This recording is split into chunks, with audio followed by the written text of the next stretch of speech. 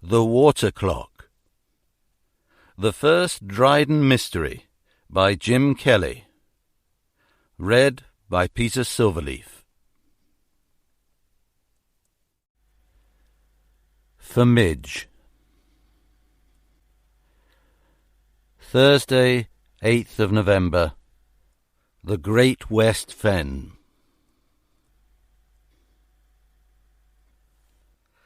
Out on the middle level, midnight sees the rising flood nudge open the doors of the Baptist chapel at Black Bank.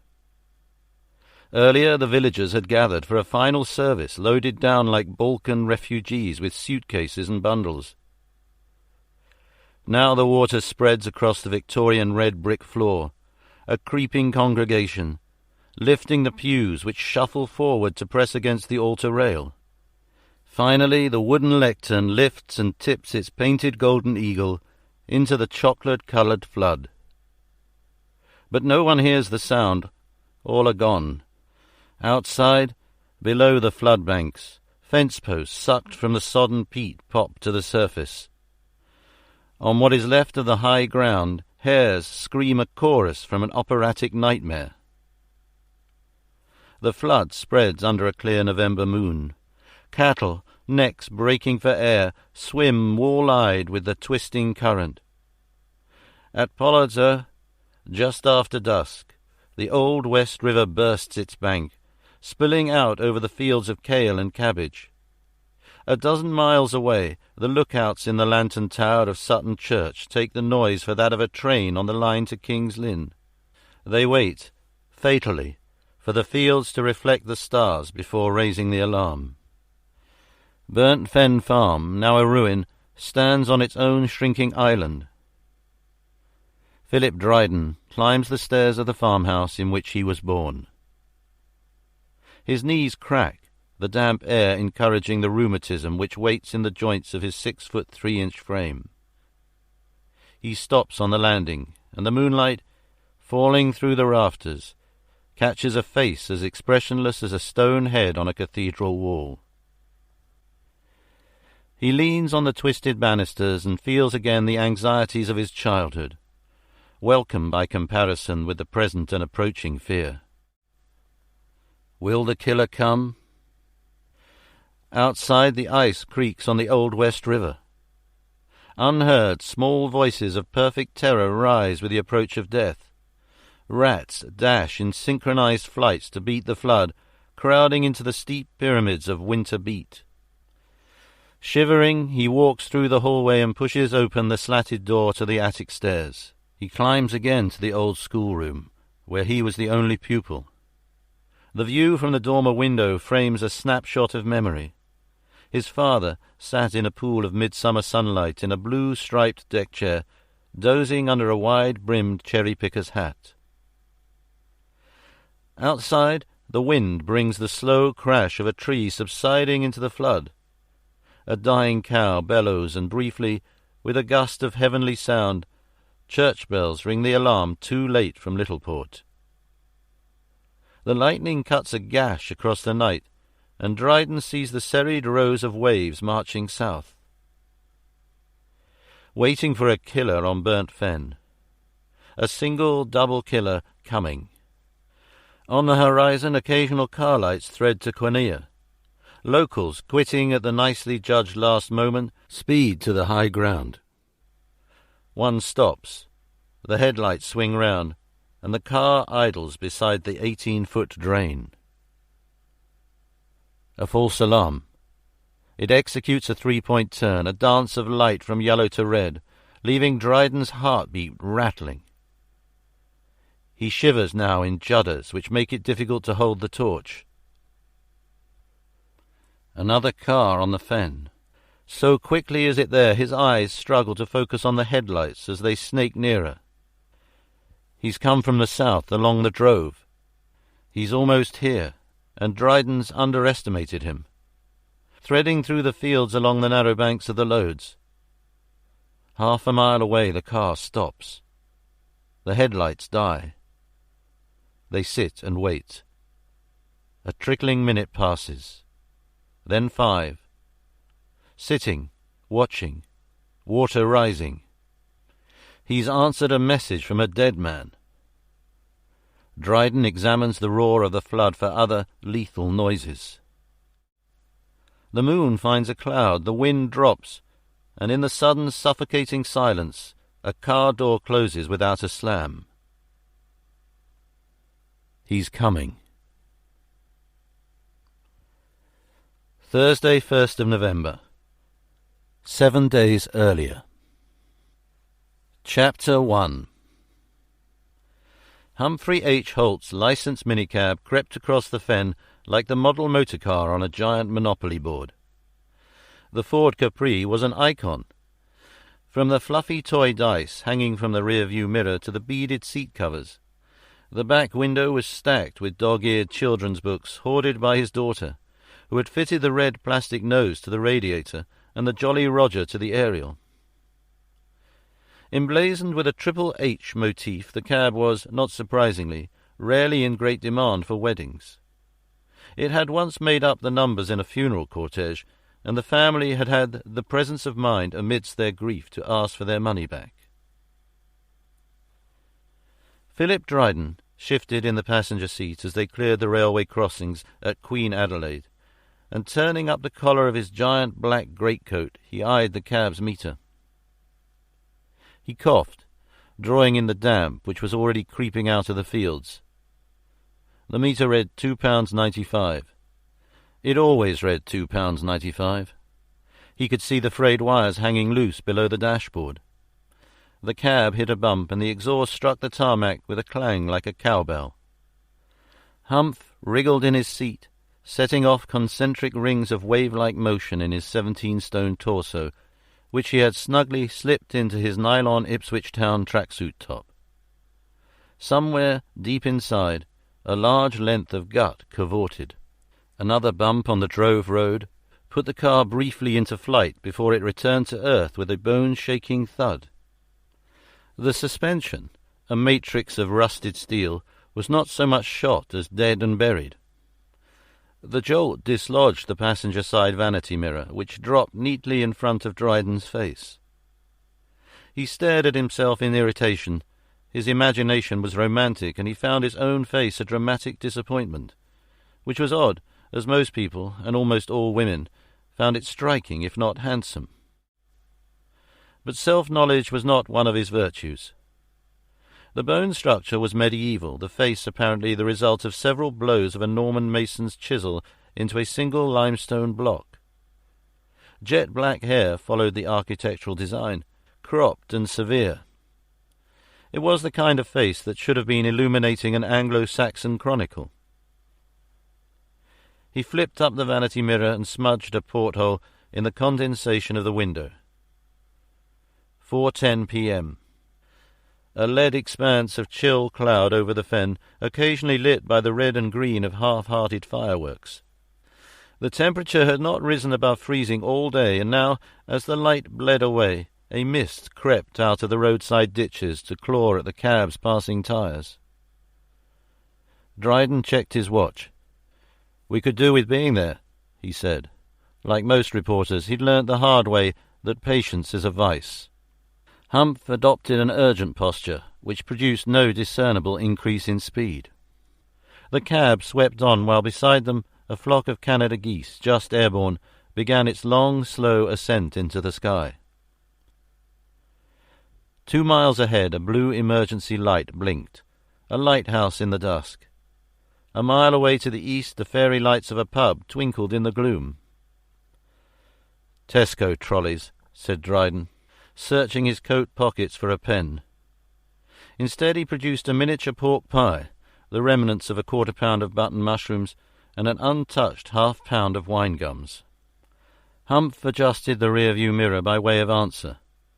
He'd known Dryden for 2 years now, since the accident which had put Dryden's wife Laura in a coma.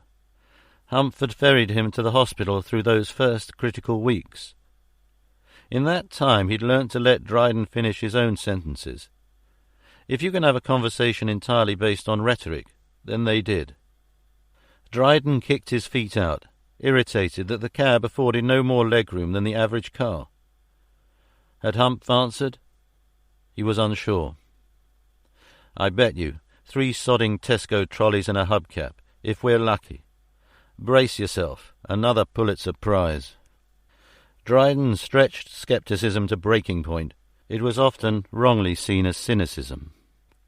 They came to the Sutton T-junction. They were common in the Fens, abrupt full stops in the usually uninterrupted arrow flight of the drove roads. Death traps.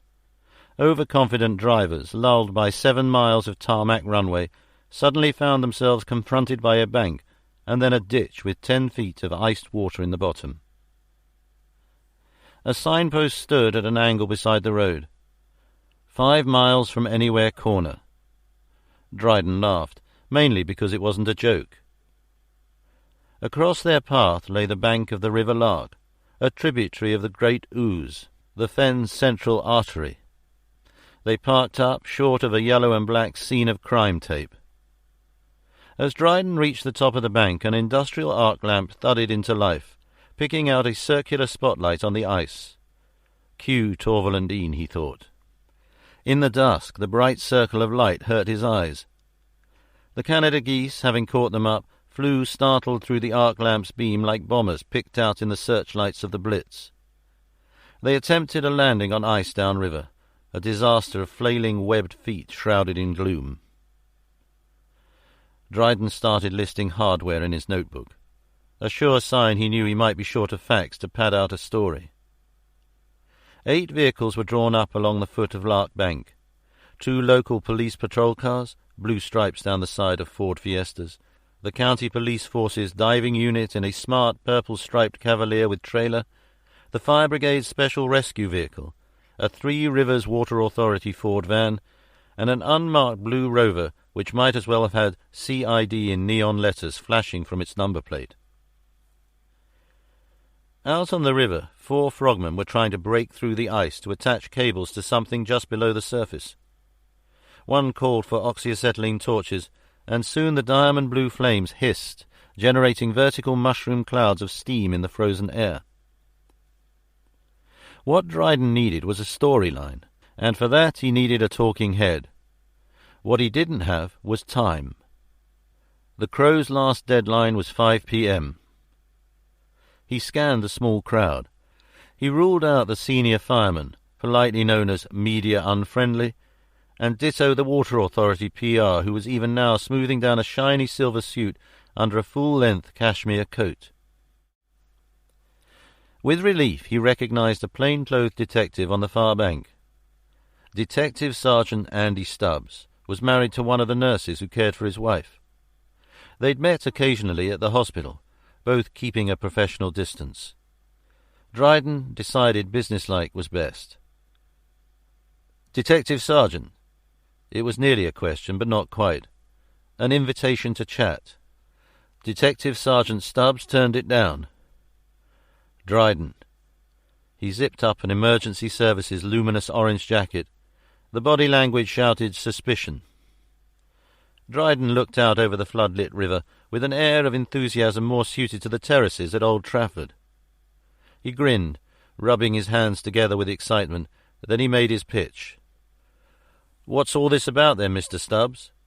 A mixture of deference and jollity which Dryden judged the perfect combination. The jollity was more than a front. He suffered from the opposite of clinical depression, a kind of irrational exuberance. "County has put a stop on all information, Dryden. We're not quite sure what we've got. We've been out here 3 hours. Give me 10 minutes, and if nothing has come up, I'll give you a statement. I need to file in 20 minutes to make copy." D.S. Stubbs nodded happily. He didn't give a damn. In the distance, Dryden could see Hump's cab. The internal light was on, and dimly he could see the taxi driver gesticulating wildly. Hump was at conversational level in 4 European languages, which he had learnt from tapes. This year it was Catalan. In December, to avoid Christmas, he would take 2 weeks' holiday in Barcelona, alone and blissfully talkative. Typically, he sought fluency in any language other than his own.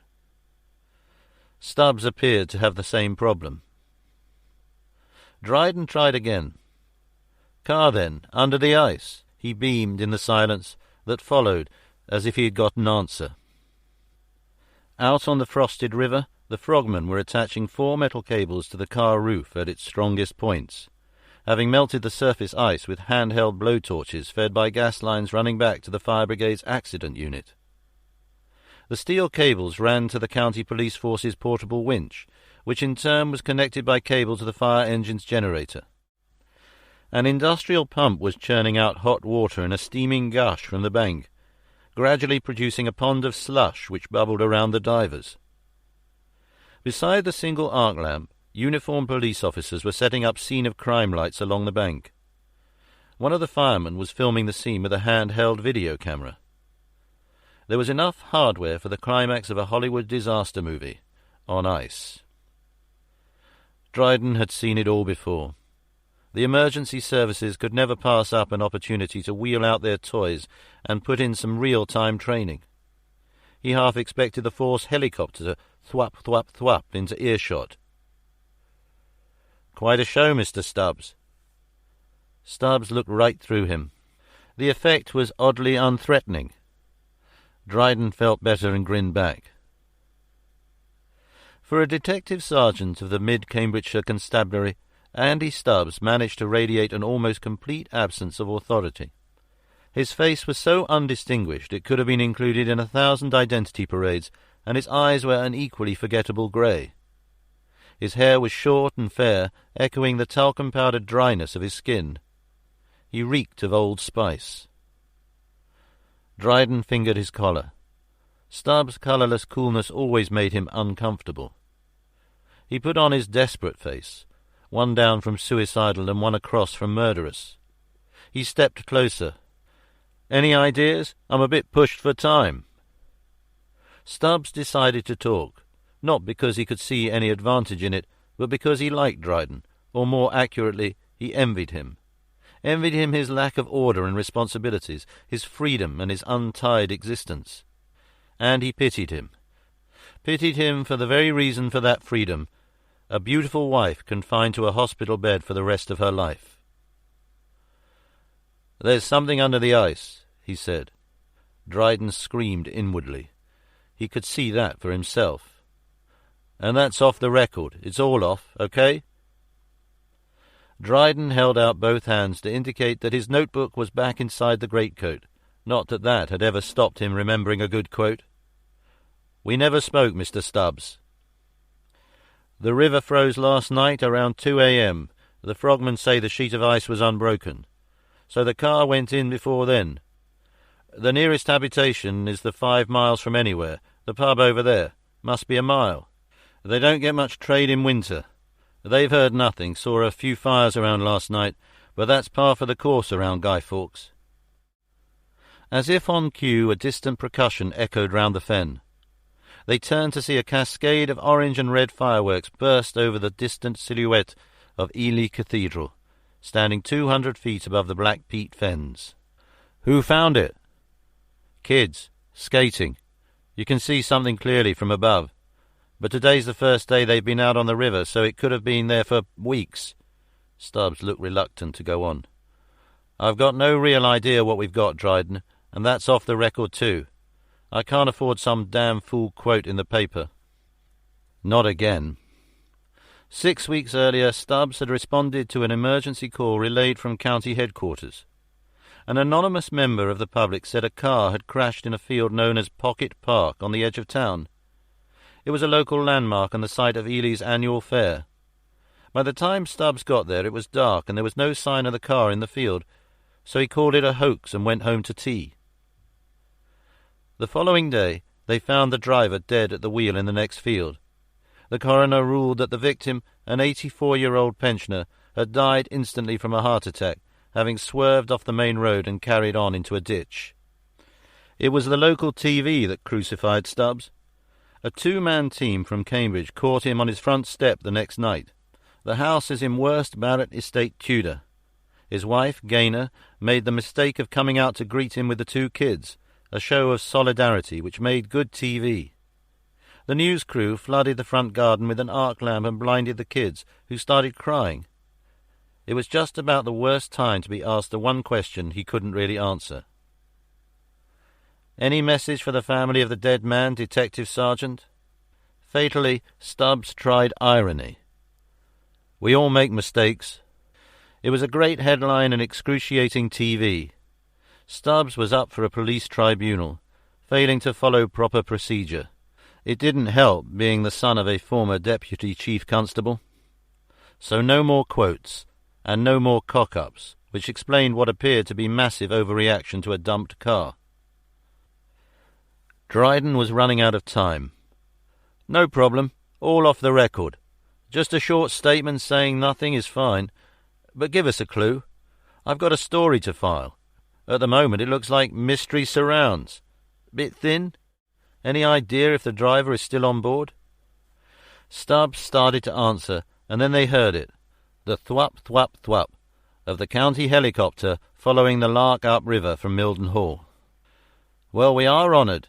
Dryden made a mental note to get some stills off the Fire Brigade's video for the Crow's sister paper, The Express. Stubbs popped some chewing gum and tugged at the over-tight tie and starched white nylon collar of his shirt. "It's a car. It must have been doing 60 to get that far out from the bank. Either the driver's in it or he got out just in time. And if he got out just in time, he knew he was ditching it. So why ditch it that far from the bank? There are some fairly fresh tyre marks running to the edge, but no signs of a skid on the road. And as far as we can tell, no other tyre marks at all in the last 24 hours. The detective walked off to indicate the end of the conversation. The helicopter arrived on the scene and hovered about 60 feet above the Frogman, adding its searchlight to the blaze of electricity. Dryden checked his watch. He had another 10 minutes in which to file, tops. The downdraft from the helicopter had taken a few more degrees off the temperature, so he walked to the high flood bank and then eastwards beside a bleak field of winter beet. He looked out over the black water and shivered at a memory from his childhood. Another frozen river and a skating child, the sound of cracking ice and the sudden plummet into the shocking water. The colour had been extraordinary. The painfully clear blue of a winter sky seen through the crushed white lens of the ice.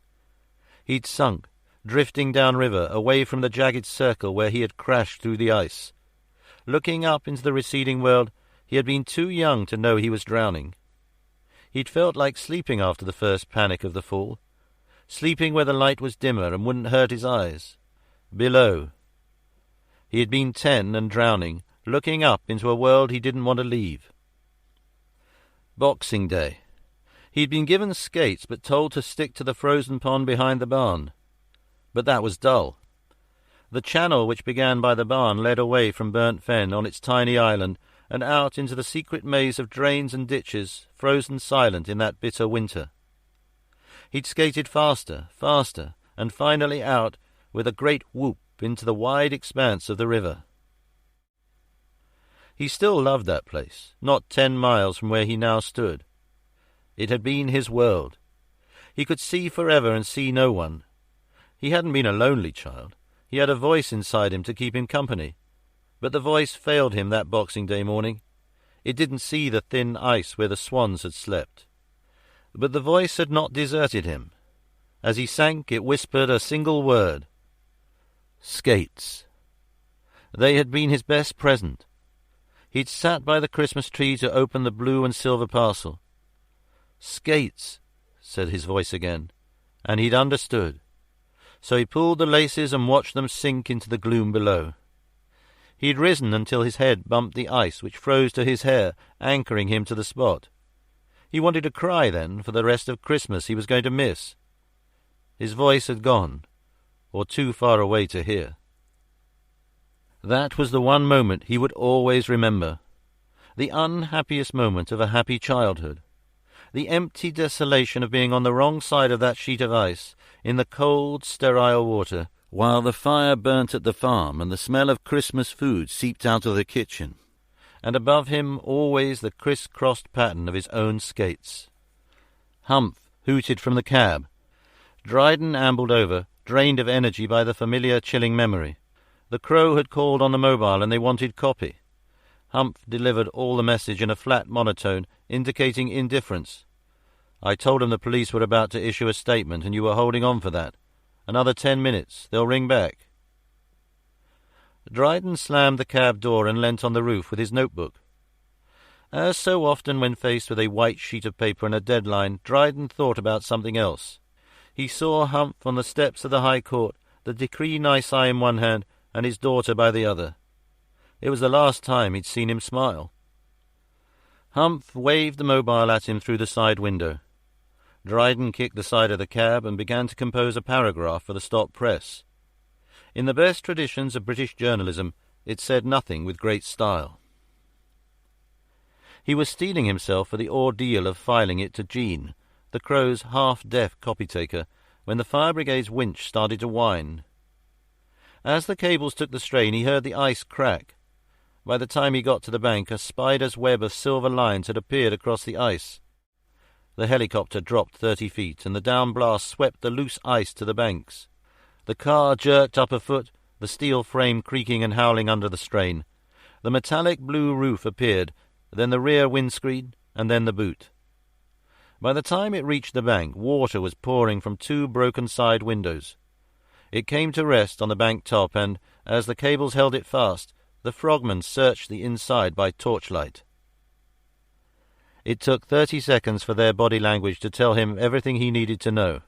He could see relaxation in every practiced movement. No sign of a driver or passengers. Dumped car, big deal.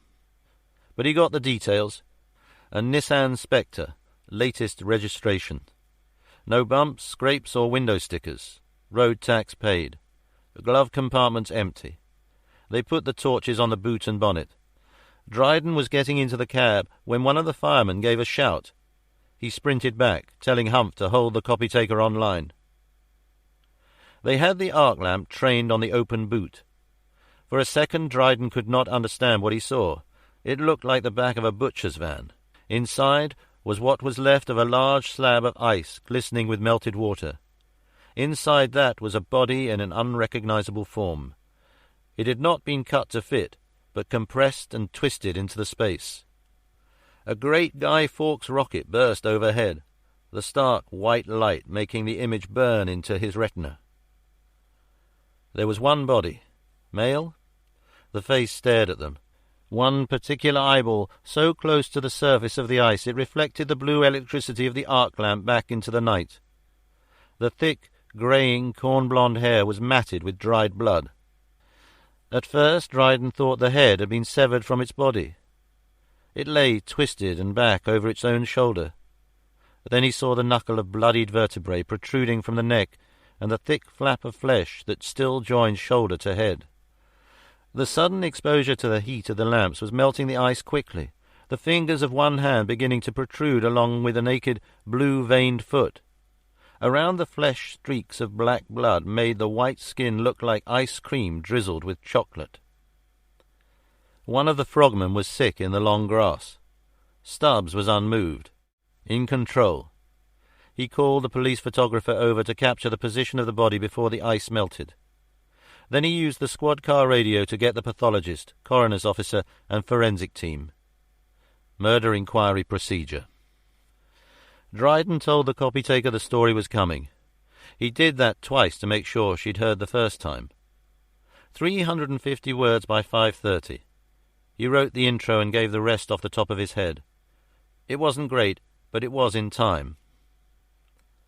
Police launched a murder hunt yesterday after the butchered body of a man was found locked in the boot of a car winched out of the frozen River Lark near Ely. The police recovered the car, a new blue Nissan Spectre, from 15 feet of water 2 miles south of the village of Prick Willow after children skating on the river spotted it below the ice. Detective Sergeant Andrew Stubbs of Ely Police said, "Clearly, we are treating this incident as suspicious. We have begun a murder inquiry and would appeal to anyone who can help with information to come forward." The police were unable to provide any clue to the identity of the dead man or the ownership of the car. Forensic experts from Cambridge were due to arrive at the scene late last night. The body was being prepared for removal to the city mortuary at Waterbeach. One eyewitness to the recovery of the car, Ely taxi driver Mr. Humphrey H. Holt, said, When they got the car out, it was a block of ice. Then they got to work on it with the blowtorches. All hell broke loose when they opened the boot. It must have been a horrible sight. They were obviously distressed. Detectives will concentrate on trying to identify the dead man. It is understood that his head was nearly severed. House-to-house inquiries were underway last night to see if anyone had heard or seen anything suspicious. Detectives will be hampered by the isolated nature of the scene of the crime. The nearest building is a public house, 5 miles from anywhere, over a mile to the east. Traffic at the T-junction is extremely rare. Field work in the area has been halted during the current bad weather. Dryden got the copy-taker to read the story back and then checked with the news desk that he was in time. He was. The firework display was reaching its climax over the cathedral, and the sky was now a riot of lurid colour. The forensic team had got the corpse out of the Nissan and placed it on a body bag. 2 medics in protective white suits were struggling to get the stiff limbs inside the plastic shroud. Dryden moved closer, while Stubbs was busy on the mobile. The corpse's feet were still visible, tucked grotesquely into the small of the back. Around one ankle was a short length of heavy rope attached to what looked like a cast-iron pulley block, and one arm hung loose. The hand was tanned and strong, and on the wedding finger was a single gold band. Somewhere, thought Dryden, the long wait has begun.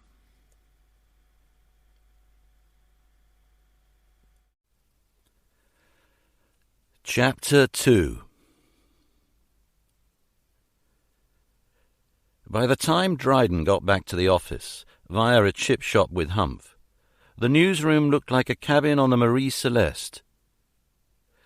The advent of the computer had brought with it a lot of talk about the paperless office, but it was just talk.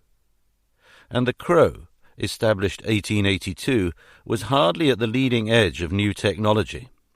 Waste paper covered almost the entire floor, and plastic coffee cups lay in small heaps by the PCs. An ashtray fashioned from an old hubcap contained the contents of a small volcano. Spikes, supposedly banned with the introduction of the PCs, still bristled on every desktop to collect used copy and notes, and the occasional passing eyeball. The newsroom consisted of 3 reporters' workstations, a larger mahogany news editor's desk in the bay window, a subs table with 2 dumpy make-up computers, and a copy-taker's table complete with acoustic hood salvaged from a skip in 1965 when the old post office was demolished. Splash, the office cat, was curled up on the single fax machine for extra warmth. Behind a glass partition was the editor's office. The glass had been obscured by various absolutely essential pieces of paper carrying information ranging from the tide times at Brancaster to the constitution of the Three Rivers Water Authority. This paper camouflage had been erected by reporters over the years and now entirely baffled any attempt by the editor to see his staff. The office was on the first floor of the Crow's premises in the centre of Ely, above the front counter and telesales. It looked out on Market Street, where tonight frozen rain slanted across the amber blaze of the streetlights.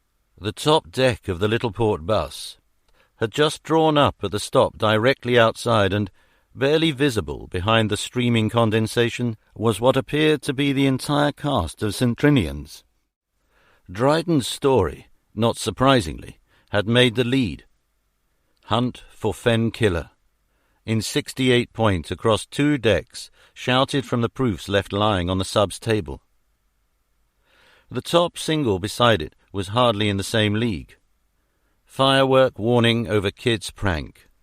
He was rereading the copy when Cathy Wilde, his fellow senior reporter, thudded up the stairs, kicked open the newsroom door, and deposited the office's allocation of 50 freshly printed copies onto the floor with a wallop that lifted the floorboards on which Dryden was standing.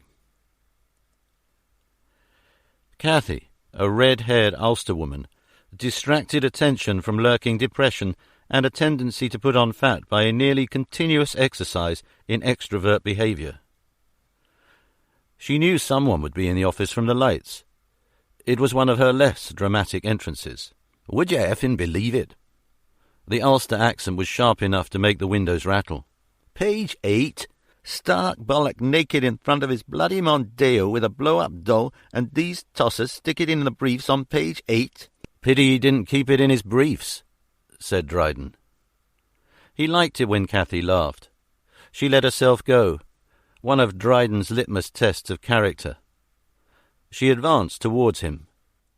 Cathy had developed a kind of catwalk designed to draw attention to her hourglass figure. It was an ample hourglass through which a lot of sand had passed, but an hourglass nonetheless. The effect was mildly hypnotic, and Dryden froze like a rabbit in the headlights of an oncoming car. Cathy invaded his personal space, in Dryden's case an area slightly smaller than Norfolk. When she moved, she sounded like a mobile in the wind, the earrings, necklace, and bracelets tinkling together. She removed a piece of imaginary lint from Dryden's shoulder. "You tell me. Go on. I'll take it from you. Tell me I don't know a decent story when I see one." She thrust a mangled copy of the paper, hardly hot off the presses but still warm, into Dryden's hands. Cathy had come to England to do feature-writing shifts on the Fleet Street Sunday papers. She'd cut her teeth as a reporter on the stricken doorsteps of the Troubles. The Crow was a day job that paid the bills and gave her a base within striking distance of London for her lipstick-red MG sports car. She had a low view of the Crow's professional competence and had not taken kindly to the occasional lecture from the paper's poorly talented senior staff. For Dryden she made an exception. His Fleet Street track record put him on a pedestal. It also made him doubly desirable. She liked the emotional distance, the unself-conscious good looks, the scruffy oversized clothes on the 6-foot-plus frame, and the shock of jet-black hair. But she loved the CV most of all. She realized suddenly just how close she was standing and backed off in confusion. Subsiding into the newsroom's one battered armchair, she burst into angry tears. It was a regular but effective performance. Her face, impish and animated, slumped and crumpled. A considerable amount of makeup began to coalesce, giving her a tragic theatrical appeal to which Dryden was just a little susceptible. He snapped out of it. "So they wouldn't know a decent story if it bit them on the arse. What's new?" Cathy stemmed the floods to a series of appealing snuffles. Dryden admired the front-page splash. He'd been a reporter 10 years and had often written the front-page lead on the news, circulation 1 million. But he got just as big a kick out of the Crow, circulation 17,000 and falling. Cathy's snuffles threatened to upgrade to sobs. Action, he decided, was the best way to head off emotion. "Look, I've got a night job, a civic opening at the Maltings. Why do you come with me? We can have a drink and discuss Henry's news judgment at the same time." Henry was the Crow's ancient editor and the constant object of critical attack. In one memorable harangue, Cathy had told the assembled newsroom staff of the Crow, in Henry's absence, that the editor was to modern journalism what shit pie is to haute cuisine. Dryden had found this hugely amusing, while the rest had made a mental note to look up haute cuisine when they got home. Cathy was transformed. She stood and swung her suitcase-sized handbag over her shoulder, narrowly missing Dryden's head. "You're on. Let's go. I could do with a drink and I'm buying." One of the many things Dryden liked about Cathy was that she would. The Maltings, part of the old Ely brewery, had been converted into a cinema and restaurant complex on the riverside. The district council had put up most of the money with help from the Millennium Fund. As a result, Ely's civic dignitaries were out to squeeze every last drop of publicity they could from the project. Tonight marked the showing of the first film, Waterland, based on Graham Swift's portrayal of life in the Fens. As they walked down Fore Hill towards the river, Dryden and Cathy found themselves in picture-postcard country. The willows, dusted with ice, hung over a skating rink of river. Smoke drifted up into the snow clouds from the renovated waterside cottages, which had attracted incomers into an area once infamous as a damp slum. On the opposite bank had stood the medieval suburb of Babylon, but now the marina sulked in the darkness, punctuated by the ghostly white shapes of floating gin palaces up on blocks for the winter. Beyond them stretched the water meadows, gently suffocating below a freezing mist. At the water's edge a crowd had gathered around a narrowboat moored by the Cutter Inn. The excruciating sound of splintering, tortured wood echoed in the silence. The boat sat at a dizzy angle, her plant pots smashed on the ice and her gay green and yellow painted boards twisted and cracked. A dog barked at the creaking wood. The crowd, warmed by the prospect of witnessing a minor tragedy, had formed a small amphitheatre around the Sally Ann, the name just showed above the ice, as the owners ferried valuables out through her side windows and hatch. Dryden fished a notebook out of the folds of the greatcoat, always a good way of getting attention. A young man in an old sailor's blue cap gave him a suspicious look. "Can I help?" In Dryden's experience, this was a euphemism for "fuck off." The man was about 25, tall, fit, and sporting an outdoor tan. Philip Dryden, the Crow. Cathy shimmied up and struck a pose. "Cathy Wilde, also with the Crow." "You must be desperate, sending two of you." "We were just passing, actually. Sorry to bother you, especially now. Can you spare us a second?" It was nicely judged. Dryden's body language, like Cathy's, was relaxed and vaguely bored. Years of experience had taught them both that excited aggression, the normal stock in trade of the Fleet Street reporter, was inappropriate in almost all situations outside TV drama. "Paul Cam's boatyard. This is one of ours." Dryden nodded, biro poised. Cathy walked along the towpath, checking the other boats. She too produced a notebook and started interviewing one of the River Authority's watermen who had turned up to catch the last hours of the Sally Ann. Cam was in a hurry to tell his story. "She stove in. It's -2 degrees C. Probably cracked her boards early this morning and slipped under when the air warmed up during the day. Now she's locked in again. She could well go under completely tomorrow." "Don't you heat them during the winter?" Cam scowled. "Tactless thought, Dryden. Concentrate." Cam broke eye contact and looked out over the water meadows. "Yeah, usually anyway. But we've got 30 boats. We're short of people. This one got left out. The heater must have run out of oil." Cam looked distracted. Worried, yes, but about more than the narrowboat. "Heaters do work, though." Dryden pictured his own boat out at Barham's Dock. He'd refilled the heaters with paraffin that morning. "Oh, yeah." Cam's eyes searched the far bank, the middle distance of reeds and trees white in the frost. "No problem. Or just leave the pump on and keep the water moving around the outflow, as long as there's somewhere for the ice to expand to. But this one we cocked up." Dryden nodded to a pile of kitchenware, cushions, books, and ornaments. "Whose stuff?" "Just standard fittings. We hire them out as part of the package. TV or modcons, corkscrew. That's what most of them really want. A chance to relax and get pissed for a week." "Must cost a few bob, these." It was a nice try, but Cam was no fool. "Enough." "How much do you hire them for?" Reasonable question, and if he didn't answer, Dryden could find out. 400 a week in summer. It sleeps 8. A bit of a warning to others, then.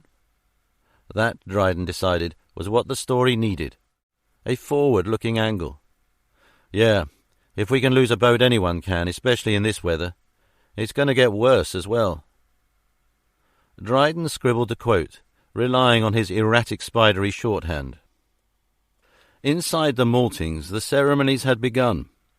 The place was an industrial palace in newly pointed brick.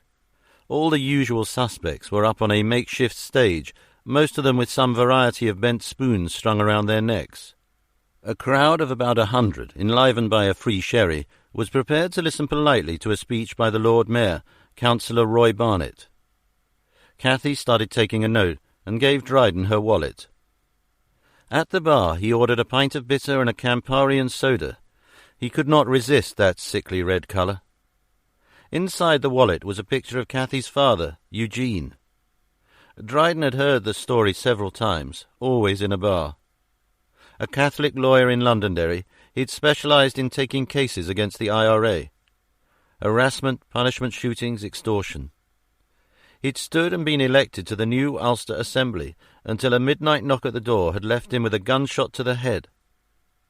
He was the most potent of all role models for his daughter. A dead one.